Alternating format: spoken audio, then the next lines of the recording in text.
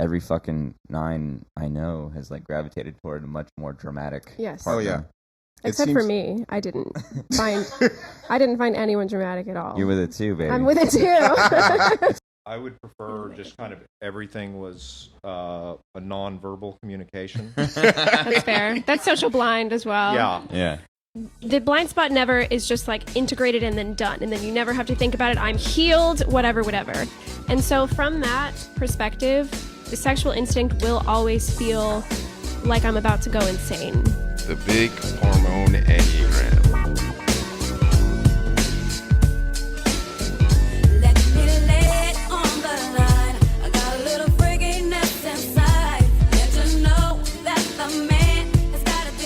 Hi, I'm John Lukovich, sexual self-pres 4-5 link, 4-5-8 trifix. Hi, I'm David Gray, self-pres sexual 9-1, 9-7-4 trifix. What up? It's Emeka. I'm an 8-7 sexual self-pres with 8-5-4 fixes. Hi, I'm Nancy. I am a self-pres social 3, wing 4 with a 3-6-9 trifix. If you like our podcast, guys, make sure you go like and subscribe on the Apple Podcast app. And if you really like us, you should definitely leave us a review. All right, we are now live.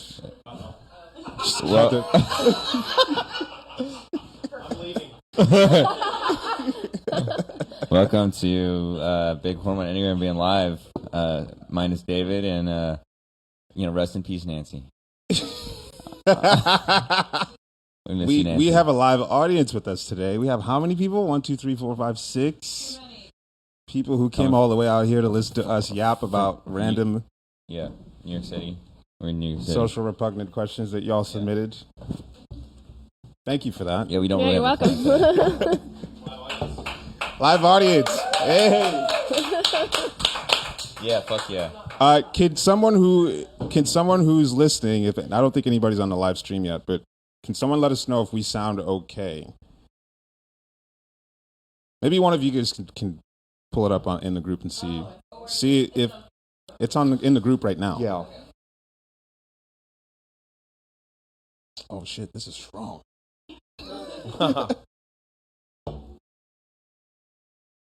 Sounds good. Cool. All right, it's happening. Yeah. All right, now The technical difficulties were overcome. We made it happen. What is happening? Yeah. I feel good. This is the one big thing I needed to get done this weekend, besides, of course, meeting everyone. Oh, yeah. To make a live stream happen with our audio. Well, we're just vibing. I took some questions from people on Instagram, and then we would like your questions if you got any.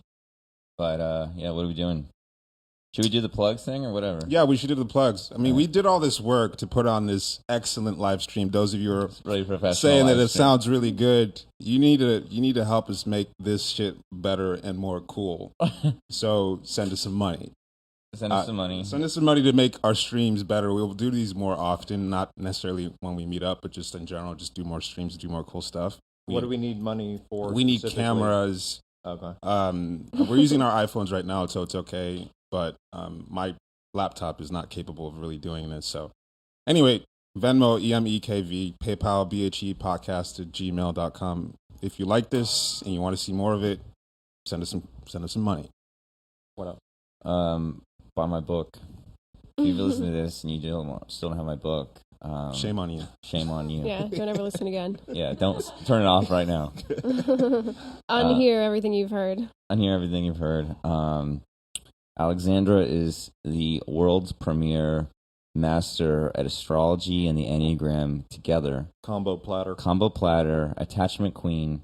She's doing sessions with people for minimum 125, but it's probably going to go up Minimum. Minimum. Get in while it's still cheap. The Enneagram and astrology are related. How are they related, my love? So the Enneagram tells you what you are. I think they both tell you what you're trapped in different ways. Like the Enneagram leads you to presence and to a more awake state of consciousness. And I think that once you have that identified, then we can look towards your natal chart to see more of like the nuances of how that stuckness and the obstacles you're specifically facing shows up. I think it also highlights strengths that you maybe need mirroring for you so that you can learn to own that and not feel shame around it or, reject that part of yourself. It's a lot of like, especially for attachment types, it grants a lot of permission to just be your freaky self. And then Dark Arts Academy. Dark Arts Academy, we recently typed Robert Greene, which is really interesting. Who are we typing next? Is it Marina? There was Alan Rickman. Oh, Alan Rickman. That was really interesting typing. That was a good one. And the dude that everybody's talking about these days, Andrew Tate, that's coming up real soon. who's that guy? Yeah, I don't know He's who a that is. douchebag, king douchebag Oh, fuck yeah. of the world. And we're gonna get into that. That'd be All fun, right. roasting him. That immediately sounds fun. Yeah. So yeah. Y'all Dark doing Art- a 5-wing 4 special too, right? Soon, yeah. We're doing a 5-wing 4 special. What does that mean? What are we Just like the same way we did for 4-wing 5 to sort of like show all the different fixes and why would we What do you that? guys did with the 4-wing 5 episode, but with 5-wing 4. Yeah. Right. Earth to David. Just to find some... I'll get here someday. And if you're wanting to get help with your typing, besides watching us do what we do, you can get typed at Anygrammer. You can Google get typed by Anygrammer. So yeah, Anygrammer.com, DAA, or get typed by us. What else do we have? And then we got David's Trifix booklet. Oh, yeah, that's right. David, I've explained what I think people should buy your book many times, but why should people buy your book, according to David? Yeah. You have to speak for the nines, okay? Well, because it's interesting. Yeah, I don't know. What's a good reason? It looks cool. I like the pictures. The pictures look cool. I think it gives It's you a got really... interesting words. Some interesting poetic phrases for the different stems. Yeah, I think it steeps you into the energy of every particular trifix. Yeah, it's partly using words to get at the energies of the stems, as opposed to like being a long explanation of each trifix or stem. So That's all I got at this juncture. Those have been pretty useful in like typing people that come in and out of the group or something that don't realize they're specifically objecting something. Specified objections. You know, or whatever, whatever else. Hey, and who's that girl in the Enneagram Universe group that has been doing the pictures? Oh, the drawings? Kristen. Oh, is it yeah. Kristen Oberly? Who's been Yes. making pictures of the trifixes? That's she's really also cool. Incredible. They're so good. Yeah, She's the those are same great. girl that did the plants. That did the plants. Yeah. Yeah. Oh, They You said should like do a collab with her. they said her Yeah, they plants did. like do listen some to the cards with her podcast. photos and Tell me then her name again. Yeah. Kristen Oberly. Kristen Oberly. Shout Kristen out. Oberly. shout out to Yeah. Kristen Thank you. Oberly. Really amazing. Those are all the plugs. Let's get into the question. What about typed by Enneagrammer? I covered that. David. You know, He was not here for that. everybody. I wasn't. Like so recently, I put a bunch of questions up on our Big Hormone Instagram page, and through like interactions with people's questions, there's this joke about me being a 2, and there's this like clearly not accurately typed sexual self-pres 7/8 person who's They're not even a 7. not a 7, who's convinced that I'm a 2 and Emeka is a 7. I'm a 7. and David's a 4. So fun. Well, David's a 4? Yeah, and David's normally a 4. David's a 5. 5, yeah. Yeah. But I think We're getting some dimensions here. I think this live stream once and for all should just settle what David's type is. I think we solidified it. I think now. it's solidly ephemeral now. There's not Oh. much competency happening here. Alexandra's pan hard left. So John is. Yeah. Not much like specified frustration either. Just, huh? Yeah. What's going on? Just what did he mean by that? What did I mean by that? Yeah. So yeah, does anybody have any of those questions? There was a couple interesting ones. There was one. Yeah, there's one that seems interesting to you. One of the ones was somebody was like, my partner is a 9, my friends are 9s. Oh, yeah, all that my was great. relationships are 9s. Am I the drama? Answer is yes. The answer is absolutely resounding yes. If you are partners with a self-pres 9 and they are disengaged, if they are if they have absent, vanished in front of your face, They've seemed unresponsive. if they seem like they have no interest in hobbies, and if they're withholding things from you, you're the problem. You're the it's problem. your fault. You're the problem. We were working on doing a commercial for the pod, and one of them was this one, which is for people who are in relationships with 9s, to let them know that if their 9 has checked out in any way, they're the toxic partner. You're the toxic partner. So, So I was checked out earlier. So you guys are the problem. excellent job, David. We did not see that one. Well done. Thank you. Yeah. So yeah, you're the problem. I don't know. I think 9s like drama. Yeah, I like some drama. I think it's a matter of if you appreciate your 9. You know, I think that's where they start to fall apart. But I think drama is actually a good thing for a 9. I think that every fucking 9 I know has like gravitated toward a much more dramatic. Yes. partner. Oh yeah. Except for me, I didn't find anyone dramatic at all. You're with it too, baby. I'm with it too. I take care of all your needs. You know the funny thing is when you see people who are like got really difficult personalities, and it's without fail usually their partner is always a 9 because who else is gonna put up with this fucking toxic personality human? But yeah, that's 9s Except are in my case, because I'm so sweet. But 9s are carrying the weight of all the toxic personalities on planet Earth. True. Self-pres 9s specifically. Yeah. Yeah, and But why sometimes specifically? we're toxic too. Yeah. Why self-pres Sometimes, 9 specifically? Well, there's more of them, but it's more of the 9 that will, like, I think a social 9 is more likely to dissociate through connection, and the self-pres 9 dissociate through like my stuff. So they might check out with video games. And so the stereotype of, oh, my partner doesn't care about me, he's checked out, that's usually they're complaining about a self-pres 9. But it's also like, go ahead. You go ahead. We might be about to say the same thing.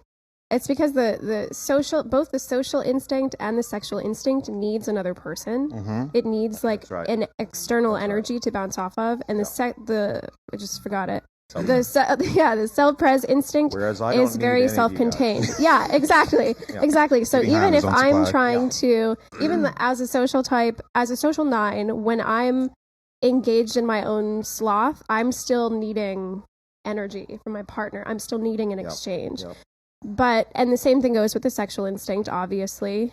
But when it comes to the self-pres instinct, the way that gets threatened is almost by disconnecting from the social instinct and the sexual instinct and going into their sort of like solitary activity. Yeah. And also self-pres 9s are usually pretty solid in their own material resources. You know, like they're usually good providers, or at least like let themselves be objectified as a provider. It's like, oh, that's my function to like still be on Earth or something. Yeah. Right.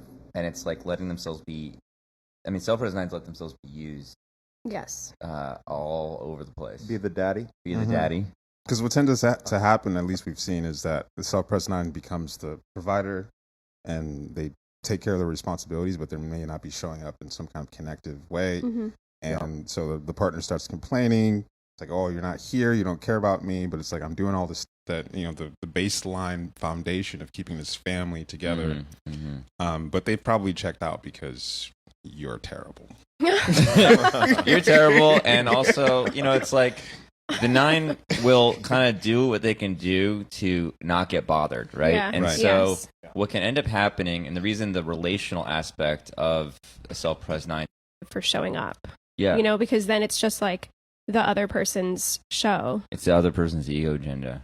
And so then I think self-pres 9s all need their like little hobby, little like outlets. And then a lot of self-pres 9s I don't think get to really fully embrace whatever their interest is in relationship, because that thing is too individual to them and not valued by the partner. And so they suppress that and becomes more and inevitably that will shut them down. You know, you got to like elevate your 9's interests, no matter what the house, you know, you might think they're useless or whatever.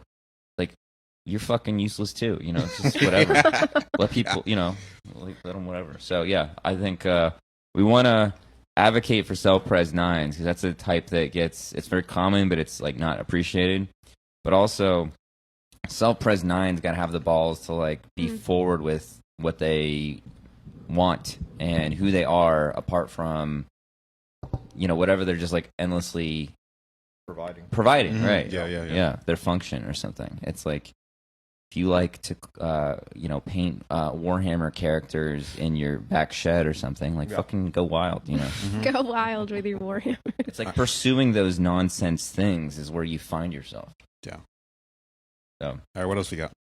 What was another question? Do we have a list somewhere? She's got it. Well, yeah, before you get to that, there was another one that was like, it was about 9s also. Oh, it was the question of like, I'm a 9, and I'm like, as a teen, I was like a terrible bitch to my family, but I'm really nice, people pleasing now and to strangers. And then somebody wrote, I believe they were also a 9, and said I'm the reverse, where I was like really like people pleasing to Your family. To family, but like fucking terrible to other people. So, 9s, what do you think? I mean, the first thing I think of is I wonder if that's an instinctual difference. Like, I don't know how that would necessarily get spelled out, but like, because I can see the 9s being attachment types. Obviously, they could be the people pleasing to their family because their family or their object. And, especially if they're like I don't know why that would make sense. But it would be pretty easy. Yeah, like I think it would be pretty easy for a 9, especially in sloth, to only care about like their object and kind of just like be dismissive to everybody else. Yeah, like your sister. Yeah, and like me. And another way that it especially too. Okay, so this is kind of interesting. John, your sister is triple attachment, and your parents aren't like up in her business all the time, so she finds herself reaching for her parents all the time. So this could also be this could also be a situation where the 9 that is people pleasing to their parents have parents that are a little bit more distant. You know what I'm saying? Oh yeah. They could be like reaching for the attachment because it's not like, whereas the 9 that is being a bitch to her parents might have really overwhelming parents, and it might be like triggering her autonomy or his autonomy or whatever. So as a 9, how do y'all measure autonomy? God. Oh, which category? How do you just measure like autonomy? feel autonomous? I'm nice to everybody, but people that I'm closer to, like in a romantic relationship, that's often pretty heated and conflictual. Yeah. Yeah. How do I measure autonomy? I don't know. I know that there's the merging component that I feel like has to be involved in this conversation, but autonomy, I just need to feel like I'm in charge of all my decisions. Like I need to be choosing to merge or choosing not to. If I feel like somebody is overtly putting pressure on me, my resistance will get triggered until I have enough space to then decide to do what you wanted me to do or not anyways. As I'm sure John loves. Yeah, my favorite thing is after we've been drinking and then she's like passing out on the couch and I'm trying to get her to drink water. She's like, I'm going to drink water, and then keeps falling asleep and getting cranky about it. Yeah. I mean, that's the most thing we resist. Are there any other questions that were interesting? Or things y'all are interested in? Yeah.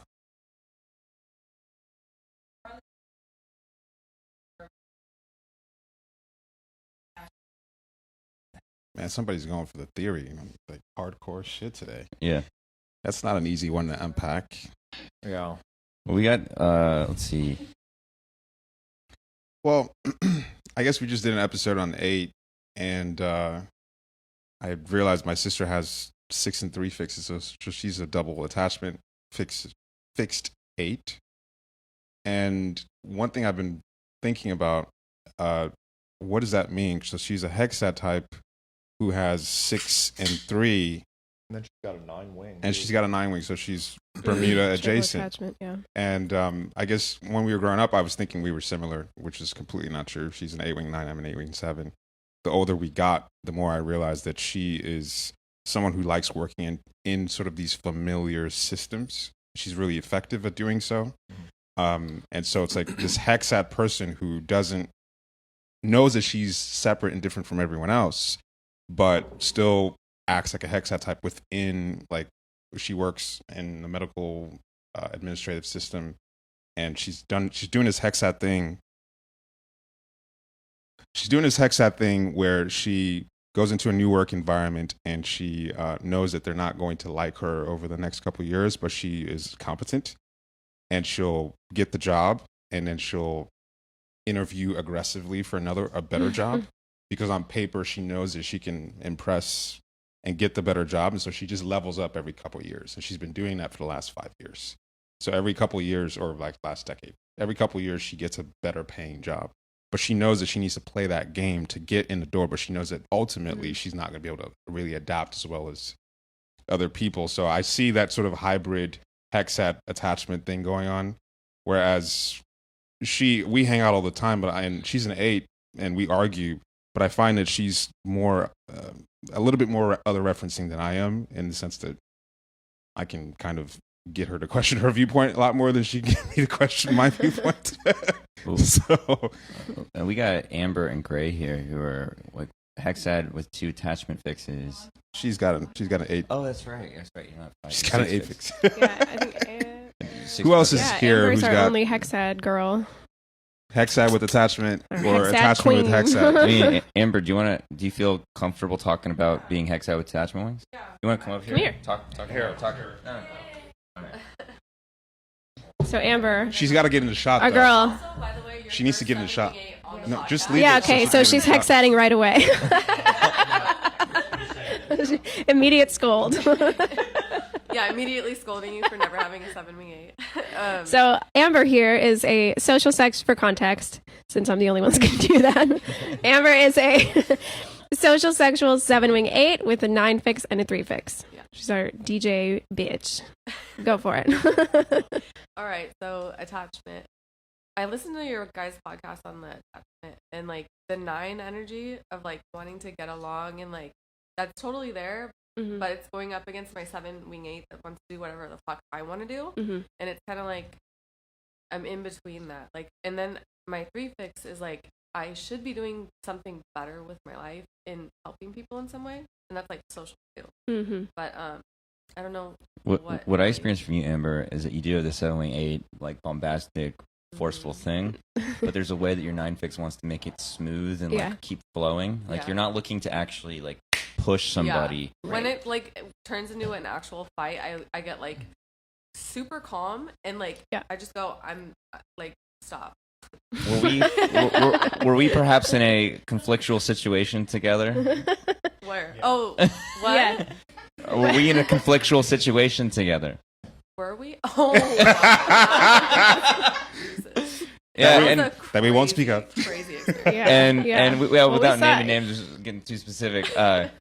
You know, what was interesting with you and Alexandra, like when the violation happened. The violation. You guys like Yeah. kind of like went a little blank. Yeah, I didn't know what to do. Yeah, it we was did. Fucking like, what do we do? And then now? I think I took action, and then that gave your 9 stuff permission to take action. Does that feel right? Yeah, like I saw you go into like your 8, your like fucking rage mode, and you're like, get the fuck out. Like, not out of the house, but Yeah, like, we were trying to. Yeah. You know, No, whatever. cut it out. I Yeah. don't want to go into. Yeah.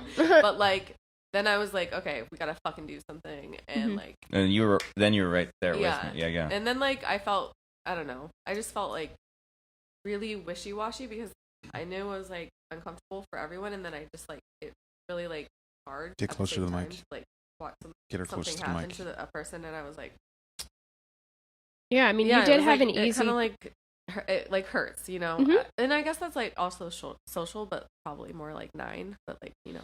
Yeah, I mean, you did have an easy time, like, despite being 7-wing 8, you did have an easy time flowing with what was happening. Yeah, I feel like I do flow very easily a lot of the time. Yes. Most Yeah. of the time. Yeah. I think you do. You're like a firework about it, but Yeah. you actually do. Yeah. Yeah, it's a very weirdly lubricated firework. Yeah. That gives me weird energy. Jeez. That's good. Yeah, I don't know what else to talk about. Yeah, but then do we Yeah, have any attachments with 2 hexads here? Oh Oh Just yeah, that's yeah. right. That's right. Yeah. So what do you think that does for you? What's it like to be me? Yeah, what's it like to be What's it David? like to be you? That's all anybody Which cares we about. forgot to do for the plugs is Josh's what it's like to be you podcast. Let's hear this and let's have Josh come up here and talk about his Yeah. thing. What's it like being a 9 with 2 Hexad fixes?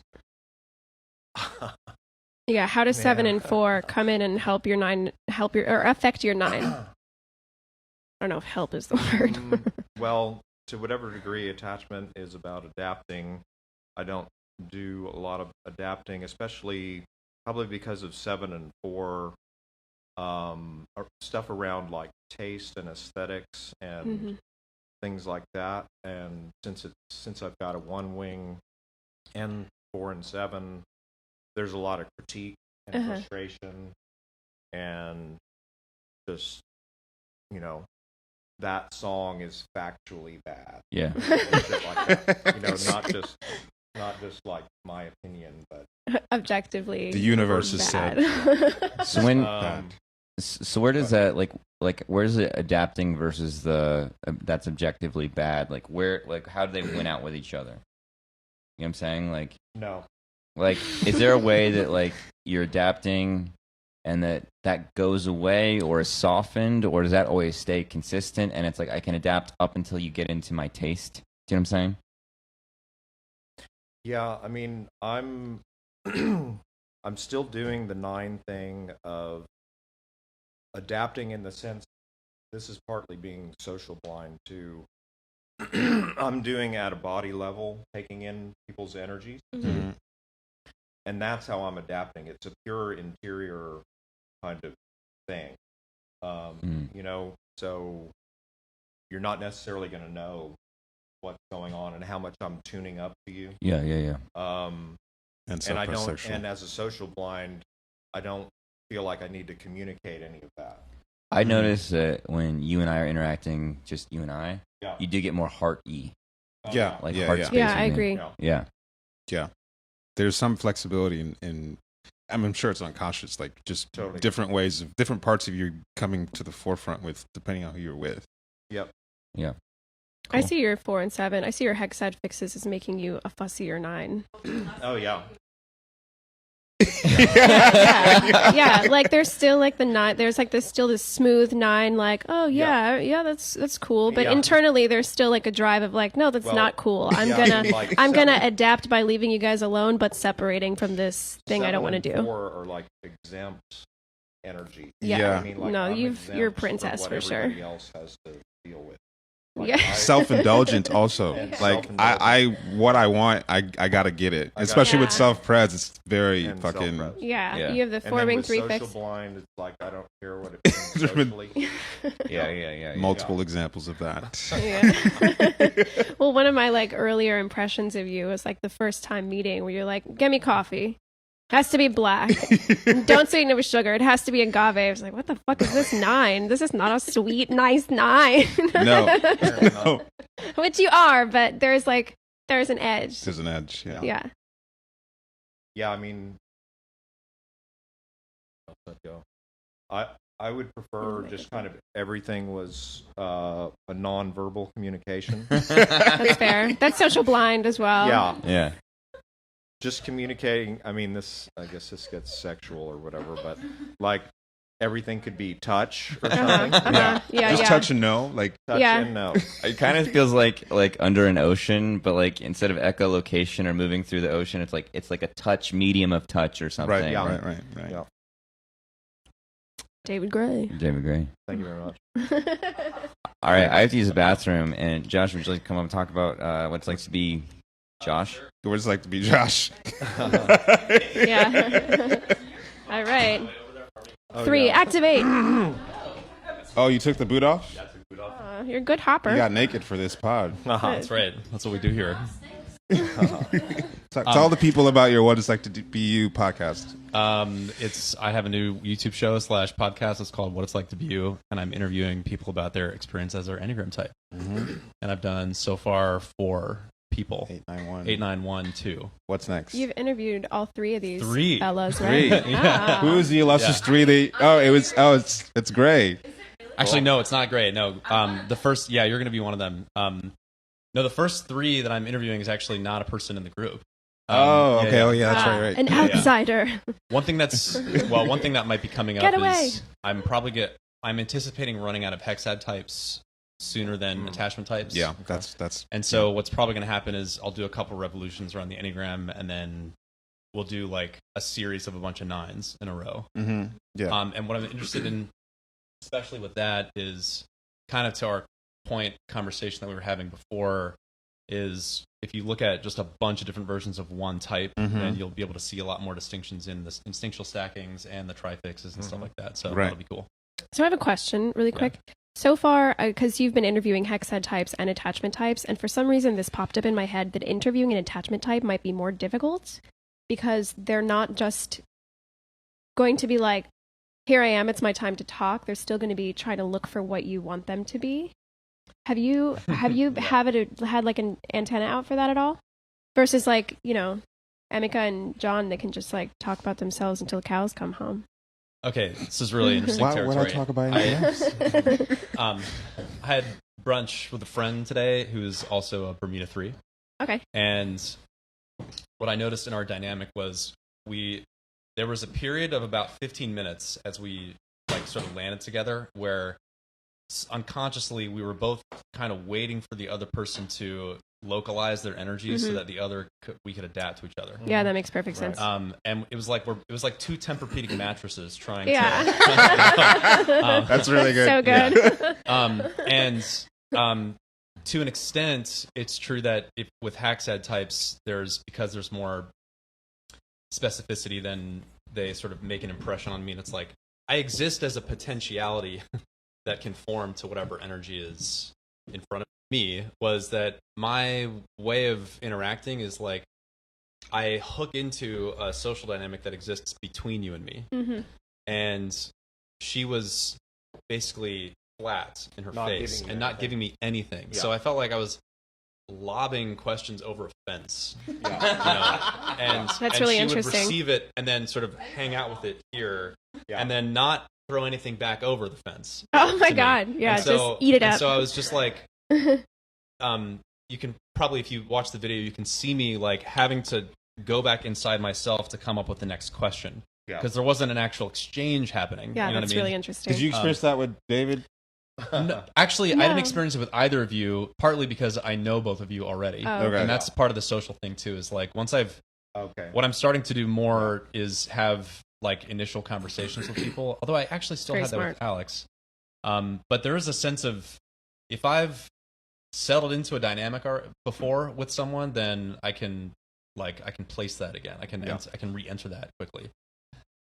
Also, Emeka, with you, so what's interesting is if you look at the first 4 minutes of the interview, I sort of teed up the interview and asked a couple questions and was starting to make some qualifications about my questions, and you just went in. You just kind of interrupted my qualifications and then you had like 15 minutes of stuff to say. And then well, you forgot what you were going for. Like it's just like this is what it is now. Well, and I noticed in my conversation with you, I had to actually summon myself to interrupt you to ask another question. You have to. You know what I'm saying? Yeah, that seems right. And with David, it was not that at all. You had to work for, but it was a different way of working. How would you describe it more? I want to hear more about myself. In terms of you, 9s. Well, I think this. I don't know that I can generalize this to a type thing, but I just personally find you like a fascinating zoo creature, you know? Yeah. And so I think and I think just my fascination with you kept just me like, my gaze was like very fixed on you during the conversation in a sense. Oh, okay. You know what I mean? Yeah. Not that it wouldn't be in another conversation with some, but like there was a way that I was. You know how like you poke a hermit crab just to see what it does? Yeah. You know, like there you go. That's good. like that moment, for example, of when I asked you what percentage of your identity is your Enneagram stuff. And you went off. I don't remember that. Yeah, so you didn't. He didn't. Okay, this is amazing to David. me because you didn't remember it literally seconds after I asked it. Because that was the moment for me because the question entered your consciousness and it dissolved. And you went, and then you went somewhere else with it, and then I brought it back, and you were like, "Oh yeah, I didn't remember you asked that question." Yeah. Anyway, so I found that very interesting. Yeah, that's an interesting zoo creature. Yeah. This is like kind of related, kind of not, but I have noticed just today, like just in this hour, Amber, when you were on, there was like very locked eye contact, and Josh, you and I were making eye contact. We were speaking, and David, you and I were making eye contact when you were speaking. So I guess the observation I'm making is that like social or attachment does need to be like locked in with another person while they're processing their whole thing, because like I don't experience John and Emeka doing that, and like sometimes I can be talking to them outside of a podcast setting, obviously, and it's still just like I'm looking over here, like I don't need and that's not like a criticism or anything, obviously, but it's just like not it's just like not needing the anchor in the same way that attachment and social does, because would you say that, David? Because I do notice that from you. I know that's not how you identify. Well, I don't know if this is answering your question. All right, just go, go wild, David. My tendency. He's addressed, and then he goes where he wants to go. It's my turn to speak. That sounds That sounds about 9. My tendency is actually. Well, maybe this is corroborating what you're saying. My tendency is to look at people too much. If it's me and one other person, actually, is to. I guess it's not. I guess I'm just thinking of women. Just 9. Is to stare too long and keep eye contact. And I like that it's a little bit unsettling to them. So God, evil 9. Yeah, so evil 9. Yeah, so I don't know if that has anything to do with what you're asking. Well, it's something. We'll throw it out into the universe. Yeah. Hope you guys like that. Yeah. Kind of like what I was saying before, like sometimes I feel like when I'm talking to people, I'm talking to an extension of myself. God, yeah. That was pretty interesting, you talking about that yesterday. Yeah. What do you want to go into it? Well, that like, you know, on what was it? When did we get here? Was it Thursday? Yesterday. That was yesterday. They were talking in the car. Yeah, it was in the car. It was. Yeah, we were talking about in the car, but on Thursday we showed up, and I was at the bar. It's a social situation, and what I feel like in that she was asking me, what do I feel like in a situation like that, and I said, it's just like interesting thing, and people are extensions of interesting things, and I am making the conversation interesting in order for me to feel like I can exist in it. Right. So I'm not really talking to them. I'm talking to the interestingness or whatever that I can put into it. That you're activating. And so sometimes people can reciprocate that interestingness or whatever, where it's like 50-50. Sometimes it's like 90-10, and sometimes it's 100% me, and I'm not even seeing the person. So if it can feel like I can talk to anyone as long as I can make the conversation interesting. So a lot of times it means that person isn't really there. I'm just talking to myself. Often when I want to hang out with Emeka, I just set up a bunch of mirrors around, and then I leave and I take a nap or whatever. Oh, you do? That's some Hexad stuff. The thing, I wonder if there's like an assertive energy that comes into assertive Hexad specifically. Yeah, 7 and 8, totally. Yeah. Double assertive. I'm just making my reality. That's so true. Because I like experience myself as just like a hostage to whatever uninteresting conversation I can be involved in, and it's just like there have been so many times where John just sees me like, you know, smiling politely or whatever, and he comes and he's like, "Hey, she's got to go," and just rescues me from this thing where I'm like, I know that this is interesting, but I can't do anything about it. So I just have to endure the most boring conversation I've ever been involved This in. happens to me all the time at parties. I get trapped in a conversation. Yeah. Yeah. It's the worst. What do we do? I don't know. Social Bermudas here. Yeah. Yeah. Yeah. No, I talk to Emeka a lot. I was met all I do is like, oh, he won't talk to me unless it's interesting. Here, let me ask him something interesting. Great. I said him, I know, and same with you. If I'm gonna talk to you, like, you can't be bored. You're gonna walk away. That's fair. I'll walk away nicely though. I got extrovert feeling. Of course. So I just He's a 2. push that out there. Like, all right, here's something interesting I know that we relate to. That's interesting. It's pretty. It's like, okay, let's look at fireworks. Let's watch this explode. Okay, I know that we're both staring at the fireworks and not at each other. Oh, okay. Then you'll tell me about the fireworks, and now I've got the social connection. Like Josh is my Right. Right. Now I've got you.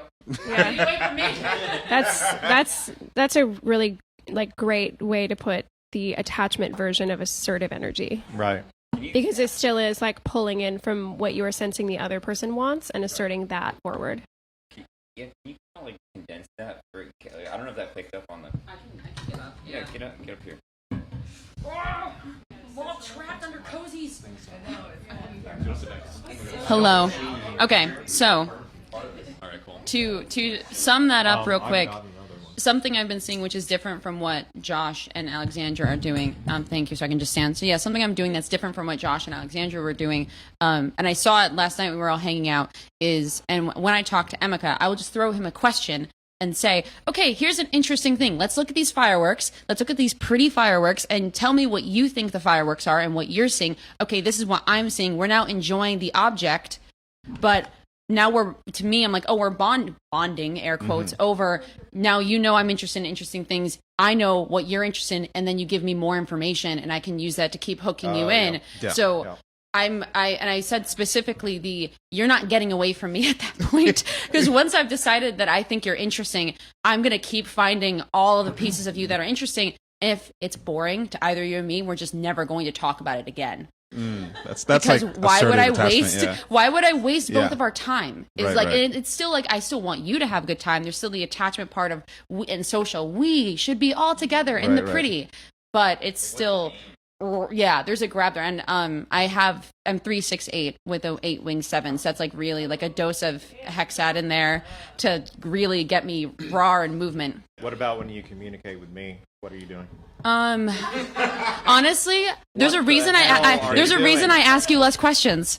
Because I know that like if I ask you a question, you're like, yeah, what do I think about that? And I'm like, I know it's gonna be like I'm gonna have to ask him to get out of his sleep hole. He's down at the bottom of the ocean. Yeah. I'm just gonna let him. He'll tell me about that when he gets there. If he has something interesting to say and he thinks of me, he'll like because you messaged me and I'm like, oh, here's all these things. I'm like, oh, okay, I'll watch these now. Let me get this. And it's like it's much more sparse because I know that you don't have a ton of that.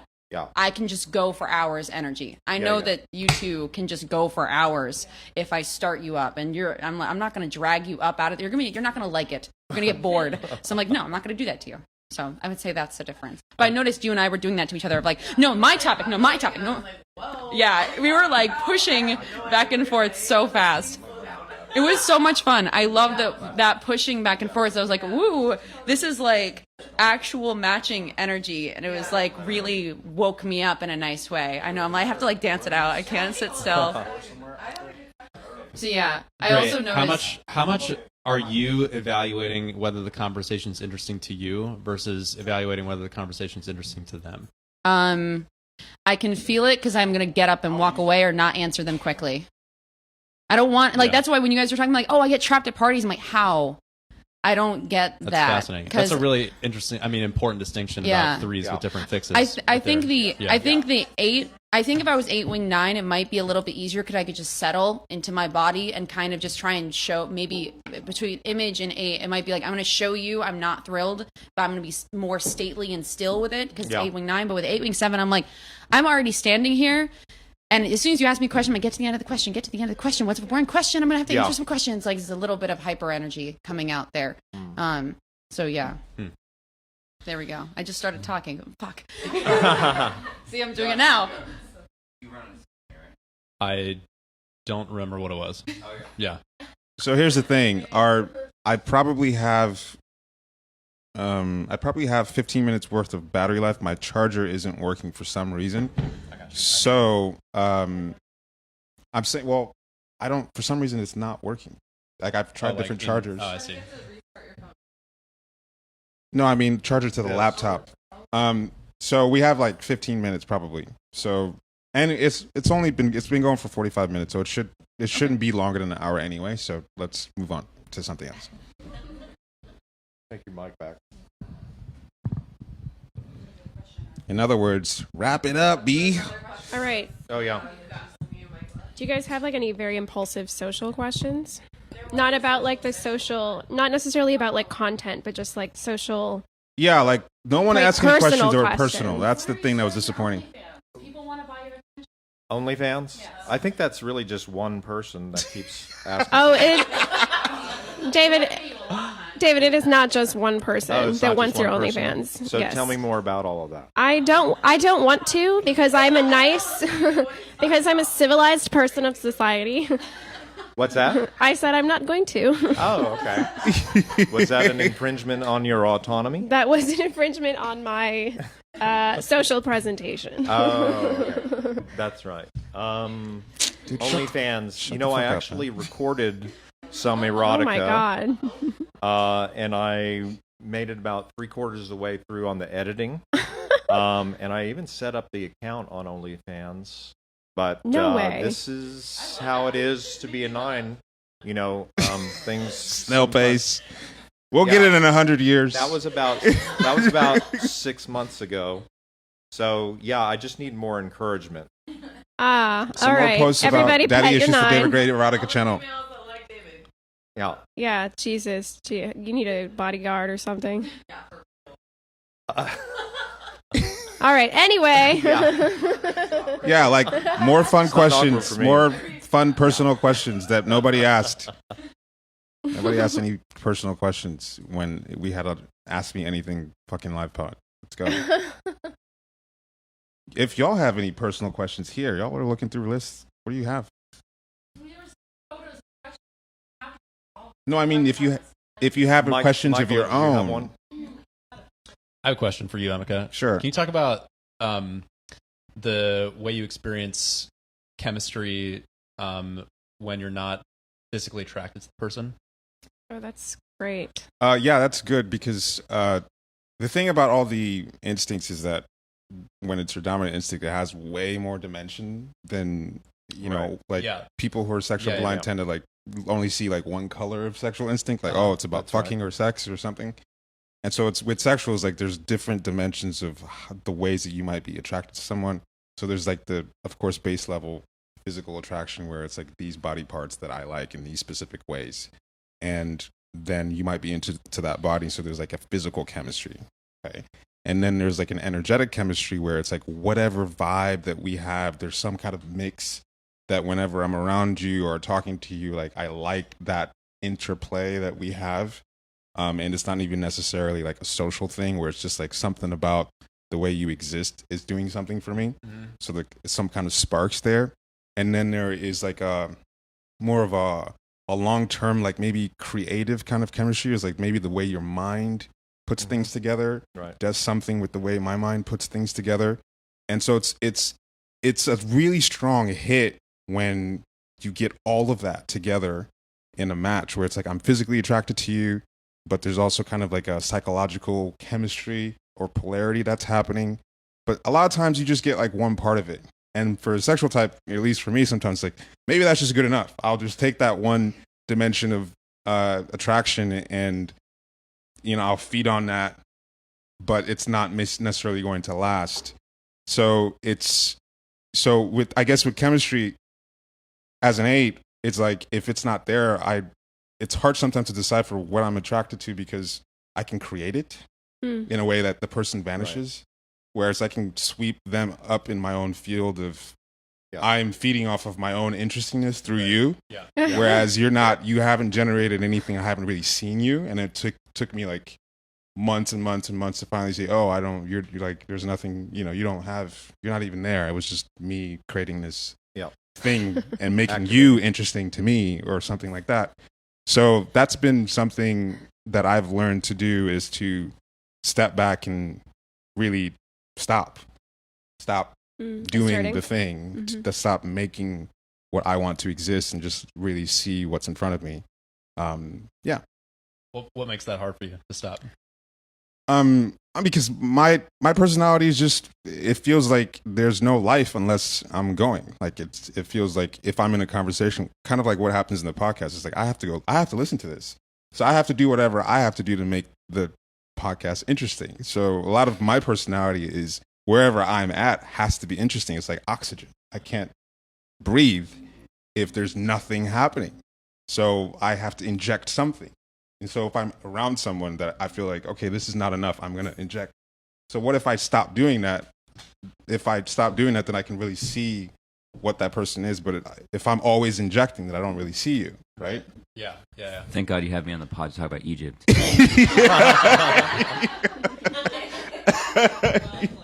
So I was wondering, Alexandra is a sexual blind, and as my life partner, how do you experience chemistry? Oh, Jesus. How do you recognize it? Well, okay, so I think from my perspective, I would. All right, let's see. Okay, so I think from a social self-pres perspective, and maybe self-pres social is similar, but from a sexual blind perspective, experiencing chemistry is very fucking scary. It's very scary. Well, because it feels like. So you asked why. Why?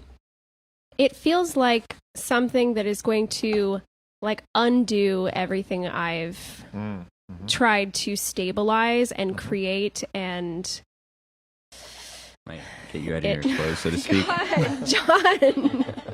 So for those not watching, the way John is asking these questions is he's just like slithering into my neck to ask that. So that's fucking what it feels like. It's just like feeling like you're being like watched by a predator all the time.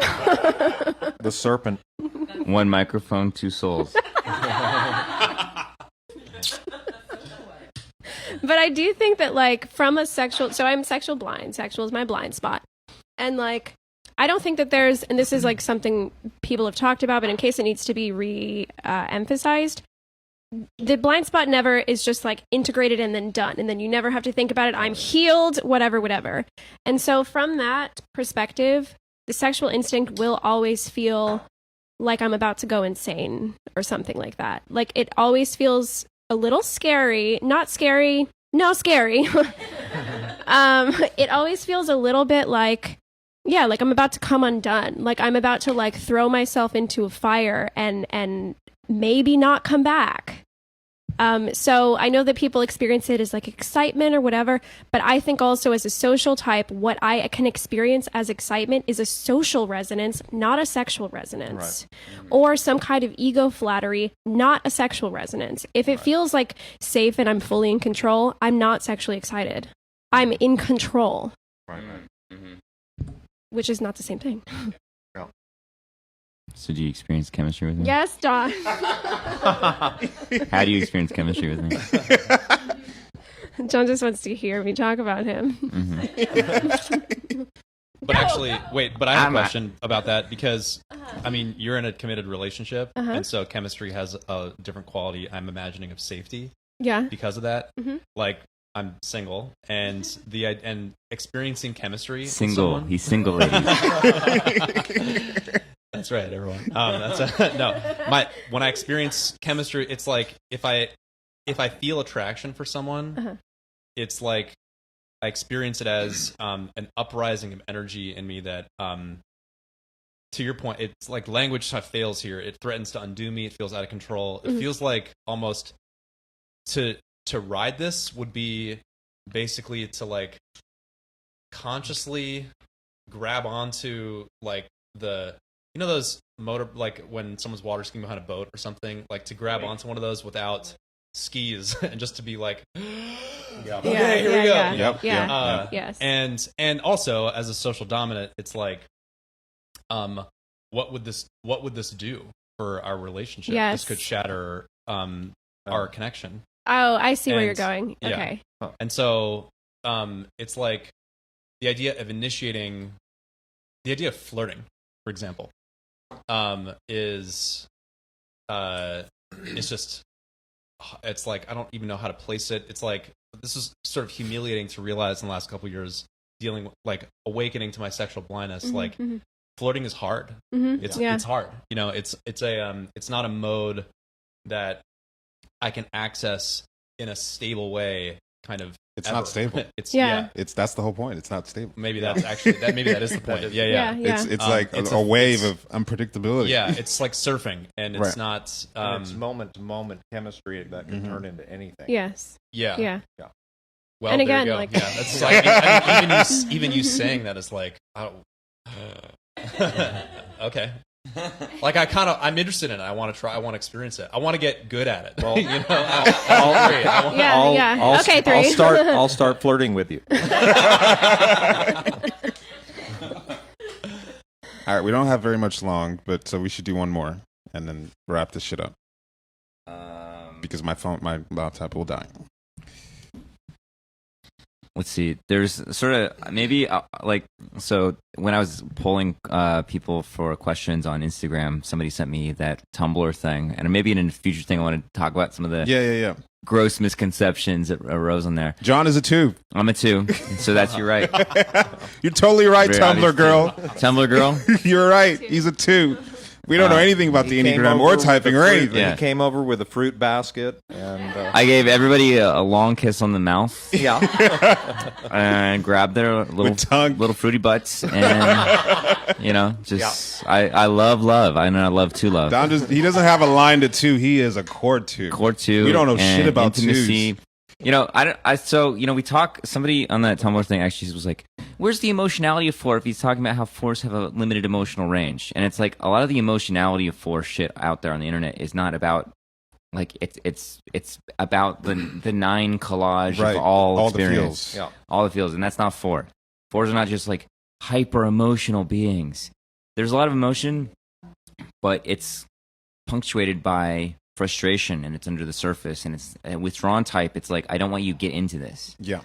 Like, and that's the thing is, like, 4s very much are heart types, but there's a lot of, like, I don't want you in this mess. Yeah. And so we were talking Introverted heart. introverted heart. Yeah, it's like, I'm trying not to get anybody involved in this unless I really care about you. Yeah. And, like, I feel like, you know, I don't talk about my feelings a lot, I think, but, like, especially the 3 of you guys know how heart typed I am. Yeah. Right. And so, you know, that's like I think people are just don't understand the heart center very well. Right. I think we understand the mental Yeah. center in a certain way because we're kind of a heady type, and then body type is kind of easy to get, but the heart center and why it's related to image and identity is not very clear, I think. You know, no, that one's pretty Gray asked a really good question I hadn't thought of. She said, do you know why that this might be the case that there are far less heart types than head and like, Oh, it's interesting. It's really if you think about it, there's a lot more 6s and 9s than 3s, and 2s and 4s are very rare. Mm-hmm. So people don't really have a frame of reference for heart types because they're not that very That's a many great of them. point. Yeah, it's true.